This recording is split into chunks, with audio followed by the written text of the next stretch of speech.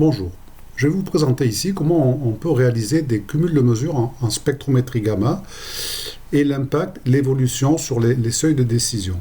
Alors ces diverses techniques avaient fait l'objet il y a quelques années d'articles que nous avions écrits collectivement, voilà, qui sont disponibles à la demande. Donc un article sur les cumuls de mesures à bas niveau, et ça avait fait l'objet aussi d'un rapport CEA. Donc tout cela c'est intéressant, notamment pour les mesures environnement à bas niveau, dans des domaines où en général on a l'occasion de répéter les mesures. Voilà, donc c'est parti pour cette petite démonstration à partir d'expériences, de valeurs réalisées expérimentalement. Je vous montrerai le contexte exact plus tard. Ce sont des mesures donc, de spectrométrie gamma sur germanium. Ici, vous avez le spectre complet. Alors, on retrouve les deux pics du cobalt 60, que l'on voit bien. Le cobalt 60, il est là pour bruiter cette zone, pour faire un plateau Compton. Et dans cette zone de plateau Compton, on va aller chercher la présence. On va aller voir s'il est possible de voir la présence de césium 137. Donc nous avons mis en place une région d'intérêt, une ROI à 661 keV. Là, vous avez le zoom, donc la partie zoomée du spectre, la ROI qui a été optimisée, 3 LTMH, le trapèze qui permet d'estimer le bruit de fond sous pic. Voilà. Donc ici, vous avez tous les paramètres expérimentaux, le rendement qui est faible parce que la source, si elle est là, est placée à une distance d'une dizaine de centimètres, le temps de mesure, etc. Voilà, donc ici vous avez la première mesure, et ce que l'on voit, c'est que en termes de comptage, le seuil de décision est égal à 20, et le comptage net est estimé à 16, donc on est inférieur au seuil de décision. Ces valeurs de comptage sont transformées en becquerel, et compte tenu des rendements, le seuil de décision en becquerel est à 555 kBq. Donc vous avez la représentation ici du seuil de décision. Et l'activité mesurée est égale à 452 kBq. Donc la valeur est ici, avec sa barre d'incertitude à k égale 2.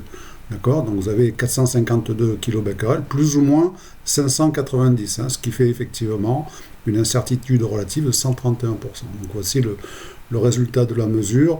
Et chose caractéristique, lorsqu'une mesure est inférieure au seuil de décision, eh bien son intervalle de confiance vient se promener ici dans les valeurs négatives, ce qui est un petit peu gênant. Mais voilà, pour autant, on peut s'en dépatouiller. Donc ça, c'est la première mesure. On a répété les mesures dans les mêmes conditions. Voilà, donc je vais les enchaîner. La deuxième mesure, donc avec le résultat ici, donc vous avez l'évolution, mais on est toujours inférieur au seuil de décision. La troisième mesure, toujours inférieur au seuil de décision, donc on est non détecté. Alors, rappelez-vous que lorsqu'on est inférieur au seuil de décision, on ne peut pas dire s'il y a du césium ou s'il n'y en a pas. Ce qui est certain, c'est que s'il y en avait, ça resterait inférieur à donc, la limite de détection, qui est ici prise à 2 fois le seuil de décision. Donc ici, inférieur à 1199 kBq. Voilà, donc on continue. Quatrième mesure, inférieure au seuil de décision. Voilà, on a même ici la cinquième mesure, une valeur négative. Le comptage net est égal à moins 5. On le voit ici, voilà, la mesure est négative. Ça peut arriver.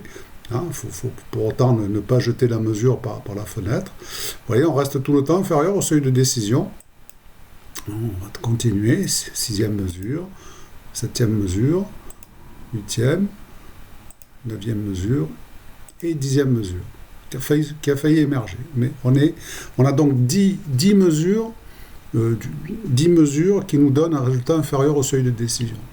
Alors on pourrait légitimement penser qu'en ayant mesuré une source 10 fois de suite, et que chaque fois, pour toutes les mesures, on a un résultat, je dirais, négatif. La réponse étant supérieure ou inférieure au seuil de décision, la réponse est non. Donc, dit non, on pourrait penser que si l'on devait décider, si on devait trancher définitivement, on dirait non, on ne voit pas la source. D'accord ? Voilà. Et bien pourtant, si on cumule ces mesures, vous allez voir que les choses sont différentes. On les cumuler, ça veut dire qu'on va réellement empiler les spectres, les ajouter canal à canal. Donc là, ça permet de visualiser cette possibilité de cumuler des mesures et le résultat qu'on peut en attendre. Voilà. Donc on va recommencer avec la première mesure qui est là. Et puis on va rajouter la seconde mesure. Donc on va voir que la hauteur des moyennes des canaux augmente. Et vous voyez, en fait, dès la deuxième mesure, la source est détectée. Alors, je recommence un petit peu. Hein, je reviens sur la première mesure. Regardez bien l'évolution du seuil de décision. C'est que ça qui est important. On a un premier seuil de décision sur une mesure unique, de 120 secondes, de 555 kBq. Et lorsqu'on cumule les deux mesures, eh bien, vous voyez, le seuil de décision chute considérablement. L'activité mesurée reste la même à peu près, elle a guère évolué, mais c'est le seuil de décision qui a évolué. Ce qui fait que il est passé en dessous de la valeur cumulée. Et donc si l'on continue à cumuler les mesures, voilà, on voit les canaux qui se remplissent, on voit le seuil de décision qui continue à baisser, on voit bien sûr les barres d'incertitude qui se réduisent, on a maintenant des incertitudes relatives inférieures à 100%. Voilà, et donc si on continue, alors on voit le pic émerger, on le voit ici sur le spectre total. Voilà, donc on continue. Et donc voilà l'impact des cumuls de mesures. On voit maintenant, alors, deux choses caractéristiques, le seuil de décision a considérablement baissé, alors qu'il était aux alentours de 550 kBq, il est maintenant à 181 kBq. On voit que la valeur mesurée finale est significativement supérieure au seuil de décision. D'accord ? On n'est pas loin de la limite de détection, demeurant. Et on trouve une valeur mesurée de 312 kBq. Donc, vous voyez, avec 10 mesures jugées non significatives, avec des incertitudes relatives supérieures à 100%, en les cumulant, parce qu'il y a quelque chose, et justement, pourquoi je sais très bien qu'il y a quelque chose, voici des photos de cette petite expérience. Vous avez ici donc le germanium.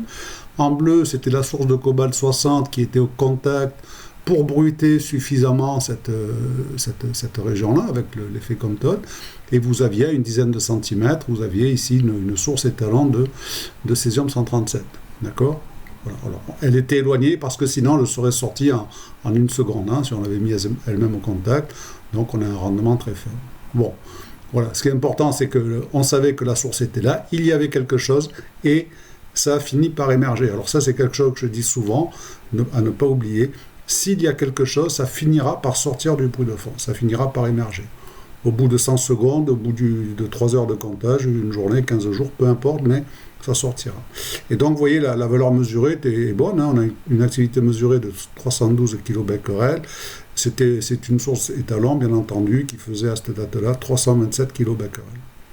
Voilà. Donc, vous voyez l'intérêt des mesures. C'est qu'effectivement, avec des mesures jugées non significatives, on peut, s'il y a quelque chose, faire émerger un signal. Voilà. Alors, cumuler 10 mesures de 120 secondes, sur un plan statistique, c'est équivalent à mesurer, à faire une mesure unique 10 fois plus longue. Alors, si on fait une mesure dans les mêmes conditions, simplement en comptant 1200 secondes, si on le fait une seule fois, si on en fait une autre, on retrouve, là encore, une activité mesurée qui est largement supérieure au seuil de décision. Alors, ce qui est intéressant lorsqu'on cumule des mesures normalisées en termes d'activité, c'est que chaque fois, je vous rappelle, chaque fois que je reviens ici, chaque fois que l'on va cumuler une mesure, on va voir le seuil de décision qui évolue. Donc, regardez le trait rouge. Voilà, le seuil de décision, indépendamment de l'activité mesurée, le seuil de décision, qui lui n'est basé que sur la valeur du bruit de fond, le seuil de décision baisse, d'accord, voilà, 255, 233, 215, 201, 190 et 180 becquerels, d'accord. Alors il évolue suivant cette formule, c'est-à-dire que le seuil de décision associé au signal cumulé, il est égal à ça, une formule un petit peu compliquée. Donc sous la racine, c'est l'inverse de la somme des inverses des seuils de décision au carré. Voilà. Bon. Si les seuils de décision sont tous du même ordre de grandeur, ce qui est le cas ici, sur chaque mesure individuelle, on obtient un seuil de décision moyen divisé par racine de petit n. Application classique du théorème central limite. Voilà. Donc voilà dans le cas ici d'une expérience où l'activité est présente, la source est radioactive. Chaque mesure individuelle ne permet pas de voir cette activité-là, mais le cumul permet à terme de le voir. Alors, seconde expérience, euh, j'ai changé. Voilà, je vais vous montrer un vrai négatif, hein. C'est-à-dire que j'ai mis une région d'intérêt un petit peu au hasard sur le même spectre, hein. Je l'ai mis à 649,5 eV ici, j'ai choisi au hasard. Je suis allé voir ensuite ce que l'on pouvait éventuellement trouver dans cette région-là. On peut trouver du mercure 206, d'accord, avec une période de 8 minutes, de l'europium 154, ça aurait pu, mais alors chaque fois, pour chacun, on a des pics plus intenses, mais que l'on ne voit pas. Et puis on a éventuellement, on peut avoir du plutonium une raie, hein, de PU 239, avec une intensité très très faible, 7-10-5. Alors je me suis dit, voilà, si on essayait de trouver du plutonium 239 dans cette région-là, comment ça évoluerait si on cumulait les mesures. Voilà, donc on va refaire les 10 mesures. Donc vous avez le seuil de décision qui est là.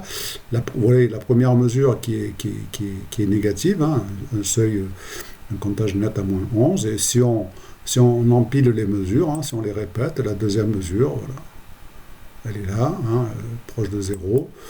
Hein, on reste chaque fois significativement inférieur au seuil de décision. Alors vous aurez noté qu'on a eu déjà deux mesures négatives, hein. Voilà, hein, une troisième mesure négative, voilà, etc. Hein. Alors pour autant, voilà, on a 8, 9, 10 mesures qui ne sont pas significatives, qui sont toutes inférieures au seuil de décision.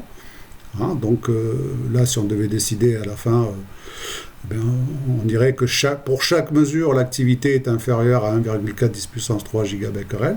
D'accord. Maintenant, si on cumule ces 10 mesures, je dirais, il n'y a pas de miracle, hein. Vous allez voir, vous allez comprendre.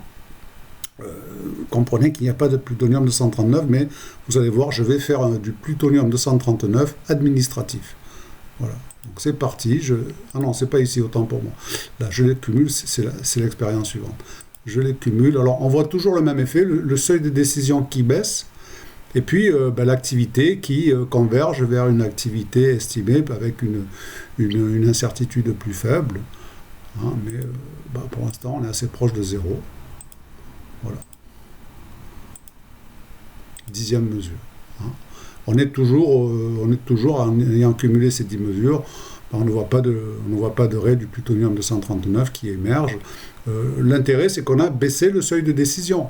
Hein, donc on n'a pas fait apparaître de plutonium 239, d'accord, parce qu'il n'y en a pas, c'est bien, ça tombe bien, mais donc l'intérêt, éventuellement, si on devait continuer à cumuler les mesures, sachant qu'il n'y a pas de PU, ça serait de continuer à faire baisser le seuil de décision, toujours suivant cette formule-là.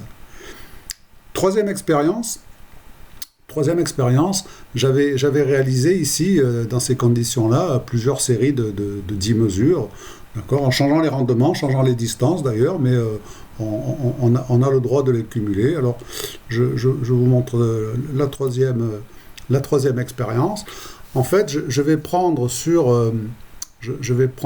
30 mesures réalisées dans à peu près les mêmes conditions. Je ne vais garder que les valeurs pour lesquelles l'activité mesurée, c'est-à-dire le comptage net, est positif. Alors ça, c'est une tendance dans le domaine de la mesure de considérer que les mesures qui donnent des résultats négatifs sont nulles et non avenues, et donc on les enlève des bilans, on les fait disparaître parce qu'elles gênent, tout simplement parce qu'on considère que des becquerels ne peuvent pas être négatifs. Oui, en termes de valeur vraie, on ne peut pas avoir des becquerels négatifs, mais une mesure peut être légitimement négative. Et pour autant, cette mesure-là nous dit quelque chose. Hein, et ne serait-ce que sur un traitement statistique, les enlever, vous allez voir le résultat. Hein. Donc c'est parti. Donc je suis toujours sur ma région d'intérêt à 649,5 eV. Je suis toujours en train de chercher du plutonium. Et donc, je vais refaire je vais balayer individuellement les 10 mesures. Alors, vous allez voir que, effectivement, elles sont toutes positives, hein, parce que j'ai éliminé les autres. Donc, elles sont toutes individuellement inférieures au seuil de décision. Jusque-là, tout va bien. D'accord ? Et maintenant, si je les cumule, voilà, c'est parti. Eh bien, vous allez voir que, alors, à nouveau, le seuil de décision va baisser. Et puis, regardez ce qui se passe. À la 5e mesure, je commence à voir mon plutonium, mais chose surprenante, sur un plan physique, sur le spectre, on voit émerger un signal. On le voit. Voilà, je suis détecté. Et donc, au bout de la 10e mesure, j'ai détecté de façon significative du plutonium-239. Alors, comme le rendement est très faible, ça me donne une activité élevée, avec un comptage net assez faible, 89, de 3,10 puissance 11 becquerel. Voilà, c'est du plutonium-239 administratif. Il n'existe pas, mais j'ai quand même réussi à le mettre en évidence. Alors ça, c'est une pratique dont on peut discuter. Voilà, tout simplement, le fait d'éliminer les mesures négatives parce qu'on croit qu'il faut les éliminer, parce que les mesures négatives, ça fait pas très sérieux, on biaise tout simplement vers le haut. D'accord ? L'Andra doit stocker pas mal de becquerel administratifs. Ça reste entre vous et moi. Donc voilà pour ces expériences de cumul de mesures. Alors on peut cumuler les mesures dans beaucoup de cas. Ici c'est la même source qui est mesurée dans des conditions similaires. Et donc c'est de la répétabilité, mais on peut tout à fait cumuler des mesures de recherche, par exemple de césium dans l'environnement sur des prélèvements pris en des points différents, mais si on s'intéresse à la moyenne du césium 137 en France ou dans une région, sur un terrain, donc on peut tout à fait faire une moyenne. Alors, somme et moyenne, c'est la même chose. Voilà. Donc, ces opérations de cumul se retrouvent régulièrement dans notamment les mesures environnementales où en général on fait des campagnes de mesures, on fait beaucoup de mesures et donc si on cumule proprement ces résultats-là, même si c'est pas avec les mêmes détecteurs dans les mêmes conditions, une fois qu'on a normalisé une mesure en termes d'activité, il peut y avoir possibilité de les cumuler. Voilà. Donc voilà pour ces techniques de cumul de mesures. Et n'hésitez pas à me contacter si vous souhaitez recevoir effectivement ces documents qui permettent de légitimer ces applications. En vous remerciant.